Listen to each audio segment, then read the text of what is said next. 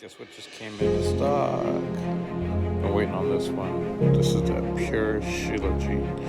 I'm gonna do an unboxing of it right now, but I'm gonna do a full review of it later when I get home because it's supposed to be kind of like a resin or a tar. I gotta mix it with hot water. I'm at work right now, so we can follow up to it later.